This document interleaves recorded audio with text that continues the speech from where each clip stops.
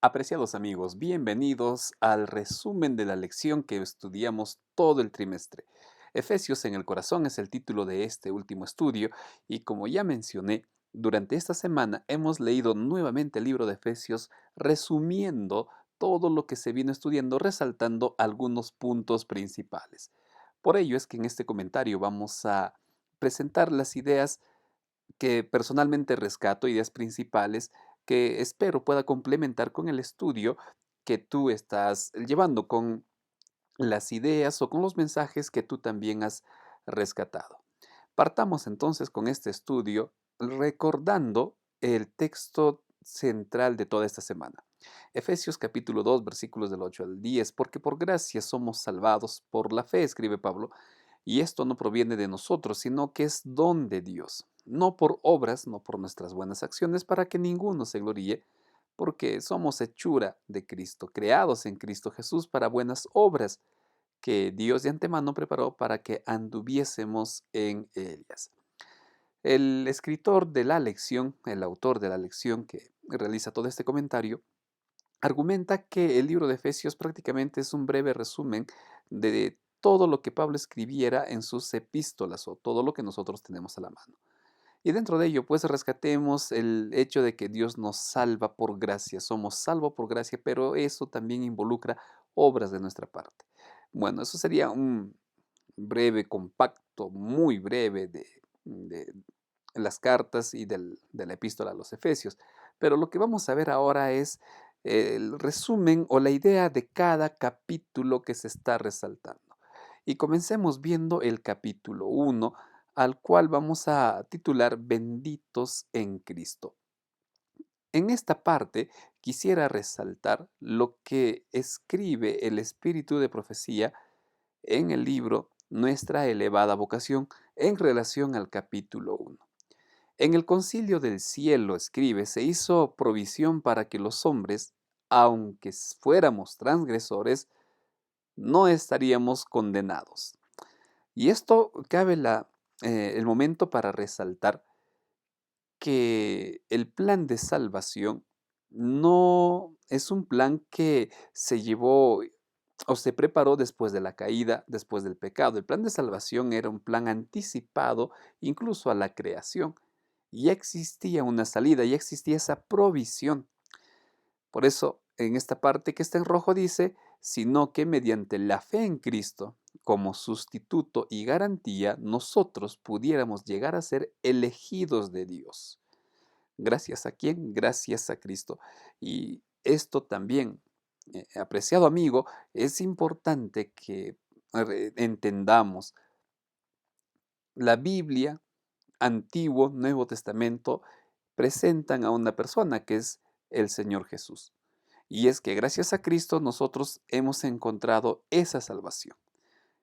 Gracias a Cristo, gracias a nuestra fe en Él, tenemos un sustituto y también es nuestra garantía para llegar a ser hijos de Dios. Entonces, por eso viene este nombre, benditos en Cristo, que también la lección menciona esto. Dios quiere que todos los hombres se salven porque se ha hecho amplia provisión para pagar el rescate del hombre mediante su Hijo unigénito. Gracias a Dios el Padre, escribe el apóstol Pablo en Efesios 1:3, que en nuestro Señor Jesucristo nos bendijo con toda bendición espiritual. La salvación es para todo, queridos amigos. En primer lugar, quisiera enfocar a quienes en algún momento se han sentido o de repente actualmente se sienten lejos de la gracia de Dios, se sienten indignos de la salvación, piensan que no merecen. Y la verdad, hasta cierto punto esto es cierto, pues no merecemos, no somos dignos de la salvación, por eso es gracia, pero el amor de Dios y el plan de salvación alcanza a todos. No lo merecemos, pero está a nuestro alcance. No somos dignos, pero Dios quiere regalarte esa salvación. Eso es en primer lugar. En segundo lugar, quisiera resaltar el hecho de que no podemos nosotros eh, argumentar o enseñar que ciertas personas no merecen la salvación. Ciertas personas no se van a salvar. nosotros no podemos decir eso, nosotros no tenemos ninguna facultad que refuerce ello, simplemente recordar que la salvación es para todos, porque la provisión que hizo Dios es amplia para todo hombre.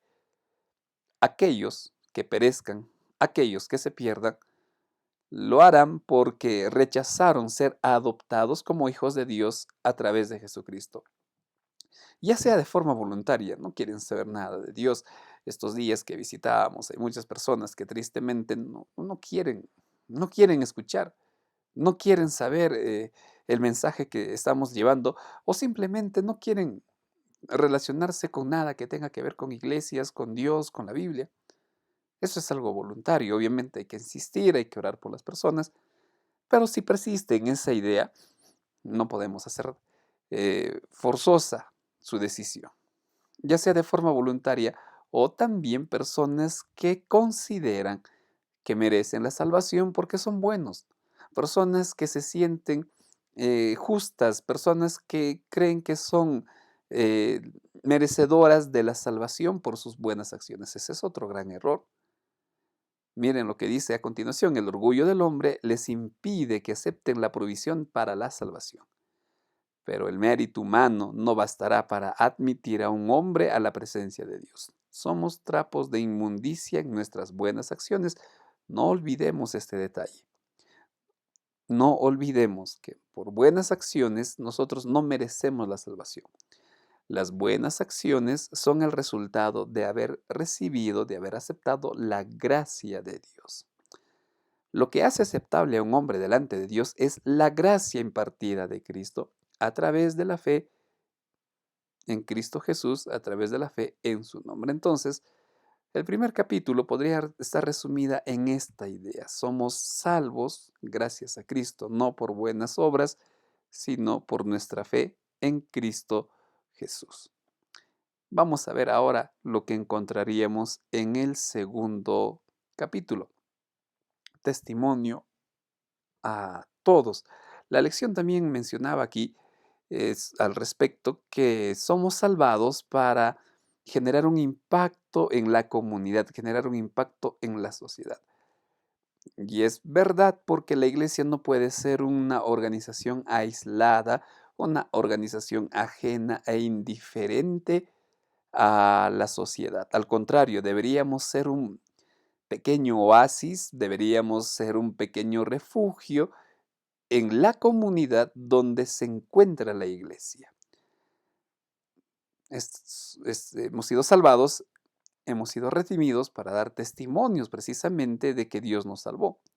Hijos e hijas de Dios, en la página 288 explica esto. La unidad con Cristo establece un vínculo de unión de los unos con los otros. Nuestra unidad con Cristo. Esta unidad es para el mundo la prueba más convincente de la majestad y la virtud de Cristo y de su poder para quitar el pecado. Bueno, aunque más adelante, en capítulos más adelante, se habla de la unidad, pero aquí quiero resaltar el propósito de esta unidad, que es ser una prueba, un testimonio de que nosotros hemos sido salvados por Cristo y que hemos sido perdonados por Él. Entonces, sí, se está hablando de la unidad, pero apuntando a dar un testimonio a las personas. Y eso es lo que tendrían que ver nuestros vecinos, las personas que viven cerca, las casas que están cerca a la nuestra. Tendrían que ser testigos del modo diferente en el cual vivimos y sentirse atraídas por ello. Los poderes de las tinieblas tienen poca ocasión contra los creyentes que se aman mutuamente como Cristo los amó, que rehúsan crear desunión y contienda, que permanecen juntos. Ojo con esto, que son bondadosos, corteses, compasivos, fomentando la fe que obra por amor y purifica el alma. Somos bondadosos, corteses entre nosotros porque somos hermanos, nos tratamos bien. Soy el pastor, tengo que tratar bien a todos ellos. me conocen o nos conocemos, pero eso también deberíamos de trasladar a la sociedad, deberíamos de trasladar a la comunidad donde nos encontramos. Tendríamos que ser personas que reflejan precisamente la forma como Dios nos trata a nosotros. Tendríamos que ser personas que lleven, no solo en palabras, sino en acciones, la manera como el Señor se relaciona con nosotros, como el Señor nos busca, como el Señor nos muestra su amor, fomentando la fe que por obra de amor purifica el alma. Debemos poseer el Espíritu de Cristo o no somos suyos. Apreciados hermanos, ¿cuál es nuestra relación con los demás? ¿Cómo nos califican las personas? ¿Cómo somos observados por la sociedad? ¿Somos de Cristo o no somos de Cristo? Mientras más íntima sea nuestra unión con Cristo, más íntima será nuestra unión con el prójimo. Entonces, queridos amigos, si bien el capítulo 1, o al menos en el capítulo 1, hacíamos hincapié al hecho de que gracias a Cristo somos salvados, gracias a Cristo, aunque no merecemos, podemos alcanzar la salvación. En el capítulo 2 recordamos nuestro compromiso con la sociedad. Has sido salvado por Cristo, has sido encontrado y redimido por Cristo, pero eso tienes que trasladar a tu sociedad, eso tienes que trasladar a tu familia, a tus amigos, a tus compañeros en el trabajo, mostrando el amor, mostrando la cortesía, el cariño de Dios a través de nuestras acciones, a través de nuestra forma de vivir. Así, resalto la parte final, nuestra comunión con Dios hará más íntima nuestra comunión con nuestro prójimo, nuestra relación con los demás. Este sería el breve resumen del capítulo 2. Yo sé que hay muchas ideas, yo sé que hay muchos mensajes, puedes hacer varios sermones del capítulo 2, pero en esta ocasión quisiera resaltar este punto. Veamos el capítulo 3, un capítulo que habla de la iglesia. Si bien es cierto, la lección menciona que la iglesia es el misterio escondido y revelado por Dios, no olvidemos que ese misterio escondido es una referencia directa al plan de salvación que la iglesia tendría que mostrar. Es decir, el medio que Dios ha preparado para mostrar el plan de salvación al mundo es la iglesia. Y es por ello que la iglesia está dentro del plan de Dios, dentro de ese plan eterno que Dios estableció antes de la creación, es decir, el plan de salvación. Por lo tanto, de la iglesia leeremos lo siguiente, testimonio para las iglesias precisamente, en el tomo 6, la página 21, refiere esto. El plan que Dios se propone llevar a cabo hoy mediante su pueblo es el mismo que deseaba llevar a cabo mediante Israel cuando lo sacó de Egipto. El mismo propósito, el mismo deseo. Israel tenía como objetivo ser luz para las naciones, tenía como objetivo presentar el plan de salvación, presentar al Dios que salva, al Dios que redime. Lamentablemente ellos cayeron en un egocentrismo, podríamos decir, en el cual ellos pues sí se consideraban el pueblo de Dios y rechazaban a los demás, algo que Dios no deseaba. Entonces, como ellos rechazaron a los demás y finalmente rechazaron al mismo Dios, ese plan ha pasado a la iglesia. Ese plan ahora es el privilegio de la iglesia. No es una carga, es una responsabilidad, pero es una preciosa responsabilidad. Es el mismo plan. Por ello, contemplando, dice, la bondad, la misericordia, la justicia y el amor de Dios revelados en la iglesia, el mundo ha de obtener una representación de su carácter. El autor de la lección hacía una pregunta en relación al capítulo 3, que es emocionante formar parte del pueblo de Dios. Y la verdad sí, es emocionante, es un privilegio, es un honor formar parte del pueblo de Dios. Por lo tanto, recordemos que ese privilegio no es para que yo sienta que soy especial en desmedro de los demás. Ese privilegio es para que yo más bien vea a los demás en la condición en la cual yo me encontraba y fui rescatado por Dios. Es especial porque yo puedo llevar amor, es especial porque yo puedo comunicar ese poder transformador a otras personas. Dios ha revelado eso y quiere revelar su carácter a través de la iglesia.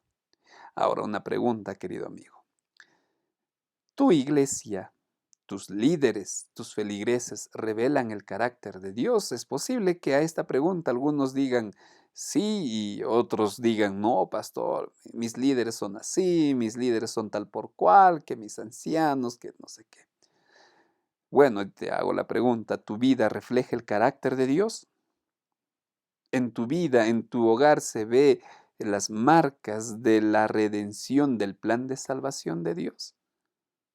Ese es el deseo que Dios tiene. Recordemos que la carta de Pablo es una carta que se dirige a la iglesia, pero para ser aplicada también de manera individual. Sí, Dios quiere revelar su carácter a través de la iglesia, pero la iglesia eres tú.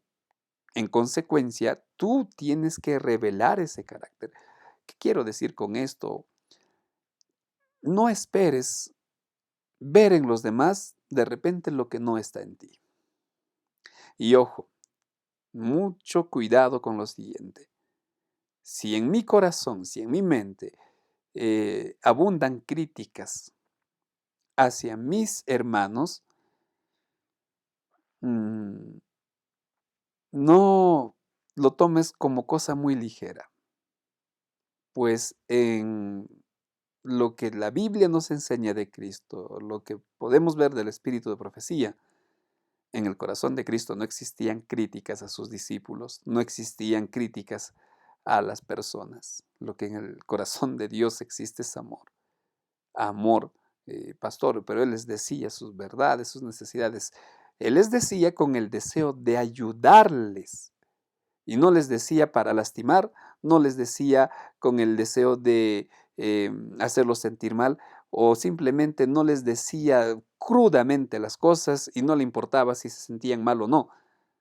Cristo les decía con amor, con ternura, mostrándoles la alternativa para cambiar.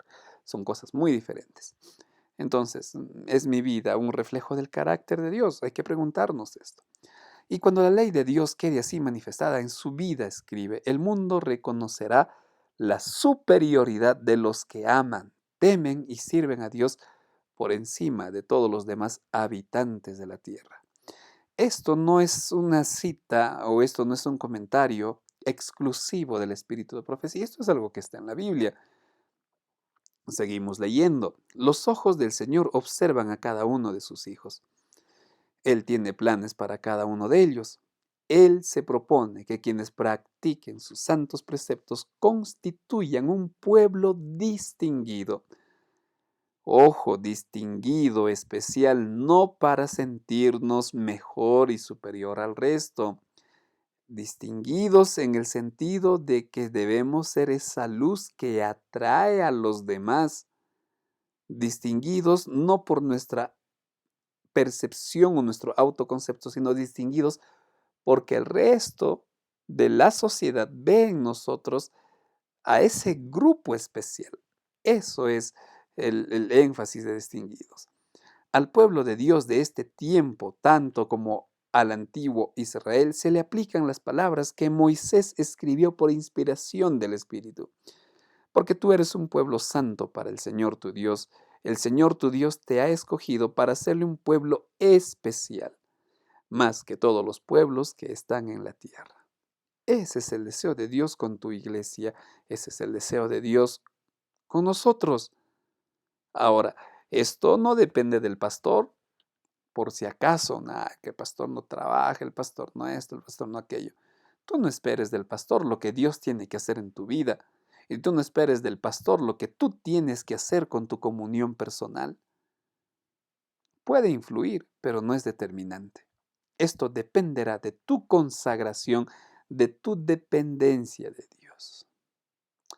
Tomemos consideración y demos la importancia a estas palabras. Ni siquiera estas palabras alcanzan a expresar la grandeza y la gloria de lo que Dios realizará mediante su pueblo. Es necesario que no tan solo a este mundo, sino que al universo entero le sean revelados los principios del reino divino. Nuestro mundo es una pequeña carta a todo el universo de lo que Dios puede hacer en una raza tan caída, en una raza tan pecadora, como Dios puede salvarnos. ¿Es un privilegio pertenecer a la iglesia? Sí, pero es un privilegio porque en ella hemos encontrado sanación, hemos encontrado paz, hemos encontrado a nuestro Salvador y somos llamados sus hijos, somos llamados su pueblo. Incluso Él nos dice, amigos, amigos son de mí. Entonces, esto vendría a ser el breve comentario, un breve resumen del capítulo 3. Vuelvo a repetir, yo no estoy diciendo este es el énfasis, de esto habla todo, no hay más ideas, no estoy diciendo ello, tú puedes sacar más ideas y sería bonito que compartas cuáles son las lecciones que tú has aprendido de cada capítulo. Lo que yo estoy haciendo es rescatar en armonía con la lección algunos puntos en refuerzo con el espíritu de profecía. Pasemos a ver el siguiente capítulo, el capítulo 4, que en nuestra lección está en el día miércoles. La unidad de la fe. Ya habíamos visto brevemente en el capítulo 2 el comentario, un breve comentario, valga la redundancia, sobre la unidad. Pero ahora hablemos propiamente de la unidad. La unidad cristiana constituye una fuerza poderosa. Proclama a los cuatro vientos que quienes la manifiestan son hijos de Dios. Nuevamente vemos la importancia de este punto de la unidad, que es un testimonio de que somos hijos de Dios. Todo reino dividido, toda casa dividida, dice Cristo, contra sí mismo es. En una iglesia dividida, obviamente no está obrando Dios, no está obrando el Espíritu Santo. No puede una iglesia pretender predicar y considerar que es el pueblo de Dios cuando están tan separados entre ellos hay división, hay enemistad, están separados de Dios. No se puede. La unidad proclama que somos hijos de Dios. Ejerce una influencia irresistible sobre todo el mundo, revelando que a pesar de nuestras características humanas debemos ser partícipes de la naturaleza divina, habiendo huido de la corrupción que hay en el mundo a causa de las pasiones. La unidad entonces, queridos amigos, sería como un termómetro que nos señala si Dios está con nosotros. Tenemos que ser uno con nuestros semejantes y uno con Cristo y en Cristo uno con Dios. Esta es de repente la base que deberíamos tener en mente. Solo si estamos en unidad con Dios puede existir unidad en nuestra familia, porque a veces ni siquiera en la familia hay unidad, ni siquiera en el seno familiar se vive en armonía, simplemente sobrevivimos en total división. Y es porque no hay unidad con Dios, no existe. Entonces se podrá decir de nosotros, ustedes han alcanzado la plenitud. ¿Cuándo? Cuando estamos en unidad con Dios, cuando estamos en unidad con Cristo y en consonancia estaremos en unidad en la familia y en la iglesia, dando testimonio de que somos hijos de Dios. Pasemos o sigamos leyendo. Cada cual dentro del pueblo de Dios debe ocupar el lugar que se le asigne y hacer la obra que se le haya encomendado. Esta parte es clave, esta parte, por favor, demos esa importancia. Pablo lo decía de la siguiente manera: el cuerpo tiene diferentes órganos, diferentes partes, pero al final todo trabaja en unidad, es dinámico y todo trabaja en armonía. En la iglesia es lo mismo.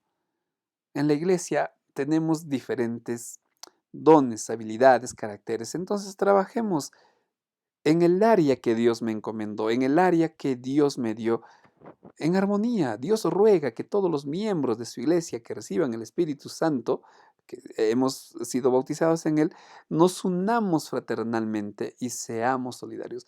Énfasis en el Espíritu Santo. Vuelvo a repetir, no puede haber unidad si yo no tengo unidad, intimidad, si yo no tengo esa compañía con Dios. No puede, es imposible. Recordemos eso. No hay nada que debilite la iglesia de modo más evidente que la desunión y las rencillas. No hay nada que se oponga a Cristo y a la verdad como eso. No hay nada que debilite más a la iglesia que la división, la desunión. Por ello procuremos, queridos amigos, procuremos, queridos hermanos, la unidad, pero no a costa de fuerza humana, no a costa de esfuerzo humano y punto. Hace su parte, sí, pero esto es vano si Dios no está presente en tu vida en primer lugar. Si Dios no está presente en tu familia, Dios tiene que estar presente. Obrará y viviremos en unidad. Si no, estaremos en abierta oposición a nuestro Señor. Capítulo 4, capítulo que nos habló, que nos mostró sobre la importancia de la unidad. Y pasemos al capítulo 5. Imitar el amor de Dios. El capítulo 5 fue uno de los capítulos que personalmente me gustó bastante, ya que se daba consejos variados. Y uno de los puntos que voy a resaltar precisamente es el amor de Dios. Esto en nuestras lecciones, por supuesto, que se encuentra en el día jueves. Veamos lo que se escribe en el discurso maestro de Jesucristo. No es la posición mundanal, ni el nacimiento, ni la nacionalidad o los privilegios religiosos los que prueban que somos miembros de la familia de Dios. Entonces, ¿qué lo es? El amor. El amor, un amor que abarca a toda la humanidad. Seamos imitadores de Cristo, decía Pablo. El mismo Señor Jesús dijo: Dios ama al bueno al malo, Dios bendice al bueno al malo. Entonces, amen como Dios ama, sean perfectos como vuestro Padre es perfecto. El amor. El amor es la marca de que somos parte de la familia de Dios, un amor que alcanza, abarca a toda la humanidad. Aún los pecadores cuyos corazones no estén herméticamente cerrados al Espíritu de Dios responden a la bondad. Quizá voy a ser cansador con lo que voy a decir, pero mientras haya motivos, mientras se siga viendo, tendré que decirlo. No pretendas ganar a tu vecino católico si tú paras criticando sus creencias, si tú te paras burlando de su devoción, insultando lo que cree, y de paso que ahí no hay amor. Hace poco leía a dos personas que cada uno defendía sus ideas. Uno de ellos argumentaba con insultos al otro, creyéndose superior y lamentablemente con marcadas ideas disidentes. Entonces no puede ser eso una demostración de que estoy siguiendo la verdad. El amor tiene que primar en mi vida. El amor. Ahora, un pequeño paréntesis, no digo que todos los disidentes son así, porque también conozco hermanos de iglesia que actúan igual, o de repente hemos actuado igual. Bueno, volviendo al punto, el amor es lo que demuestra que somos hijos de Dios. Y con amor podemos alcanzar a los pecadores, con amor podemos alcanzar a aquellos que a nuestros ojos, a nuestra razón, no van a ser salvos. Así como pueden responder al odio con el odio, también corresponderán al amor con amor. Solamente el Espíritu de Dios devuelve el amor por odio. Acá quisiera hacer un comentario que espero eh, capten lo que deseo transmitir o me deje entender. Eh, Cuando Michael Jackson vivía y estaba pues en todo su apogeo, él hizo un videoclip, no me acuerdo el nombre de la canción, tampoco me gusta, pero vi esto y quiero resaltarlo precisamente. En su video, él me parece que la temática tenía que ver con delincuentes, pandilleros, con personas metidas en ese mundo. Entonces, para escenificar todo esto, entiendo que el guión necesitaba eh, ambientar esa clase de sociedad. Entonces, ¿qué hizo Michael Jackson? Él decidió hacer el video con pandilleros reales, no con actores, sino juntar a pandillas. Y lograron hacerlo.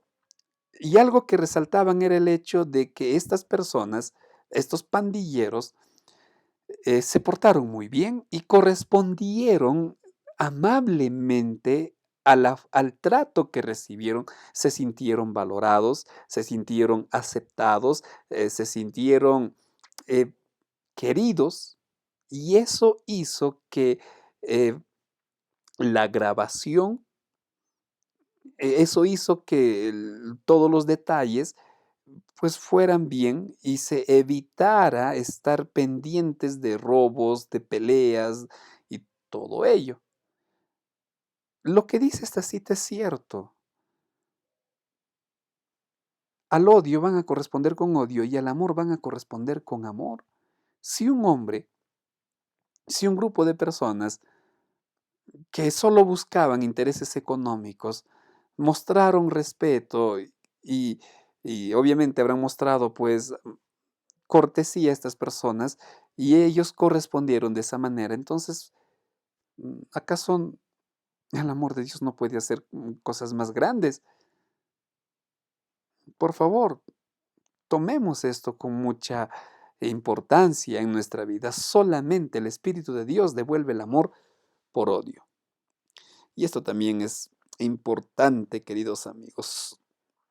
Quizá acá para muchos el énfasis del capítulo 5 habrá sido las relaciones de la familia, entre esposos sobre todo, para no ahondar y explayarme demasiado acá. ¿Cómo correspondo cuando mi pareja me trata mal? O cuando veo alguna injusticia, ¿cuál es mi respuesta?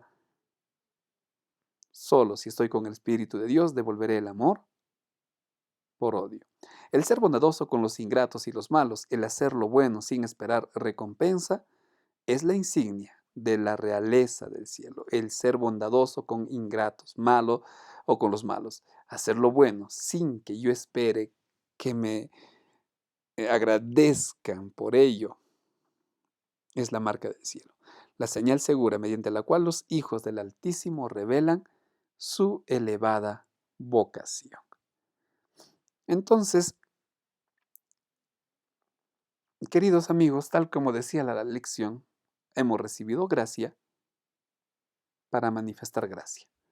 Recibimos amor para manifestar amor. Pequeño y breve resumen del capítulo 5 de nuestro estudio. Del capítulo 6 no voy a hablar específicamente porque recién hace prácticamente 2 lecciones que hemos hablado de este capítulo, pero sí quisiera resaltar lo siguiente, y mucho cuidado con lo que voy a leer a continuación, y con esto ya vamos terminando este estudio. En el deseado de todas las gentes, perdón, aquí es página 275, no 2275. Escribe lo siguiente Elena de White. En el tiempo de Cristo, el mayor engaño de la mente humana consistía en creer que un mero asentimiento de la verdad constituía justicia. Es decir, por un lado, no profundizo en mis estudios, no profundizo en conocer más a Dios. Me conformo con lo poco que sé y con ello yo creo que ya soy justo. Yo creo que ya es suficiente. Y eso es un error, es un engaño. Yo tengo que estudiar más, tengo que conocer más. En toda experiencia humana, un conocimiento teórico de la verdad ha demostrado ser insuficiente para salvar al alma. Ahora, este es otro punto, que solo soy teórico, conozco lo que dice la Biblia, sé que habla de Dios, pero yo no tengo ese conocimiento y esa amistad con Dios. Eso es un peligro. Un mero conocimiento de la verdad teórica es insuficiente para salvar. Yo tengo que conocer más que el contenido de la Biblia al personaje principal de la Biblia, al autor de la Biblia. Yo tengo que conocerlo. No produce frutos de justicia. Una estimación celosa por lo que se llama verdad teológica acompaña a menudo al odio de la verdad genuina genuina manifestada en la vida. Yo conozco argumentos, ciertas partes y en ello me cierro y desconozco otras, es decir, desconozco la verdad completa. Eso ha traído muchos problemas. Los capítulos más sombríos de la historia están cargados con el recuerdo de crímenes cometidos por fanáticos religiosos que solo se cerraron en lo poco que conocían en teoría y no dejaron que la verdad transformara su vida. Mucho cuidado con esto, con conformarme. Basta, para mí lo más importante es el capítulo 2, para mí más importante es esto, el resto no es relevante. Eh, Tiene que ser completo, tiene que ser completo. Es un engaño tener un breve conocimiento eh, porque yo no quiero conocer más. Eso es un engaño. Aún subsiste el mismo peligro. Muchos dan por sentado que son cristianos simplemente porque aceptan ciertos dogmas teológicos. Se cierran, se limitan y no quieren saber más, pero no han hecho penetrar la verdad en la vida práctica. No le han creído ni amado, por lo tanto no han recibido el poder y la gracia que provienen de la santificación de la verdad. Los hombres que pueden profesar creer en la verdad, los hombres pueden profesar creer en la verdad, pero esto no los hace sinceros, bondadosos, pacientes y tolerantes, ni les da aspiraciones celestiales. No basta decir yo también mm, tengo que ser lo que digo y tengo que buscar constantemente. eh, a veces nosotros cuando vamos a estudiar un tema o alguien va a presentar un tema y hoy hablaremos de la muerte de Cristo, hoy hablaremos de la predicación de Jonás, hoy hablaremos de José en Egipto, ay, eso ya lo sé, otra vez lo mismo, otra vez esto. Querido hermano, es la misma Biblia para todos, es el mismo libro para todos. ¿Y qué otra historia quieres escuchar? No, pastores que no hablan eso, la iglesia ya no predica la verdad presente, la verdad. ¿Acaso la Biblia es solo el libro de Apocalipsis? ¿Acaso la verdad presente está solo en el capítulo 14 de Apocalipsis? Es toda la Biblia. Y muchas veces se va a repetir y se va a repetir. En el cielo seguiremos estudiando la Biblia, por si acaso. Entonces yo no puedo limitarme únicamente a una creencia, a una enseñanza. No han hecho que la verdad penetre en sus vidas prácticas, no han creído ni amado, por lo tanto no han recibido el poder y la gracia que provienen de la santificación de la verdad. Santifícalos en tu verdad, tu palabra es verdad, oró el Señor Jesús. Y es importante por eso, querido amigo, que tú estudies, leas y leas la Biblia. Los hombres pueden profesar creer en la verdad, pero esto no los hace sinceros, bondadosos, pacientes, tolerantes, ni les da aspiraciones celestiales. Nuevamente este punto. Nuevamente, y disculpen que esté volviendo a leer, pero es importante que comprendamos esto.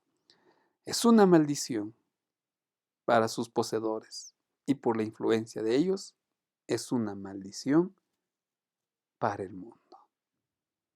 Limitarme y no querer saber más de la Biblia es una maldición. Ahora, hay que tener mucho cuidado con tratar de armonizar la Biblia con creencias humanas, con tradiciones humanas, lo que es el sincretismo, lo que hizo la Iglesia Católica. Hay que tener mucho cuidado con eso. Recuerden que todo debe estar sometido a la Biblia y no la Biblia sometido a nosotros. Entonces, ¿qué es lo que podríamos hacer? Termino leyendo lo que está escrito en el comentario bíblico adventista en el tomo 3. Hacienda a Dios la oración, crea en mí un corazón limpio, pues un alma pura y limpia tiene a Cristo que mora en ella, y de la abundancia del corazón fluye la vida. La voluntad humana debe rendirse a Cristo, en vez de pasar de largo, cerrando egoístamente el corazón a las dulces influencias del Espíritu de Dios. La religión práctica, por doquiera exhala su fragancia. Es un sabor de vida para vida. ¿Qué tengo que hacer? Orar. Crea en mí, oh Dios, un corazón limpio. Un corazón que esté abierto a tu palabra, un corazón que esté dispuesto a servirte, un corazón que esté hambriento constantemente de ti. Y vivir por el poder de Dios, la religión práctica que exhala esa fragancia de amor, sabor de vida para quienes están con nosotros. Apreciados amigos, este sería el breve resumen de esta última lección y prácticamente del libro de Efesios, un libro que nos ha dejado grandes, no solo lecciones, espero también grandes huellas en nuestra vida. Por mi parte, termino este breve comentario agradeciéndoles por sus oraciones, agradeciéndoles por el apoyo a este trabajo y de la misma forma con el deseo de que en el nuevo estudio que comenzamos ya también podamos encontrarnos y seguir disfrutando de la palabra de Dios. Que el Señor los bendiga a cada uno de ustedes. Un gran abrazo, muchas bendiciones. Por ahora nos despedimos con el deseo de encontrarnos en un nuevo estudio, en un nuevo comentario. Bendiciones a cada uno de ustedes.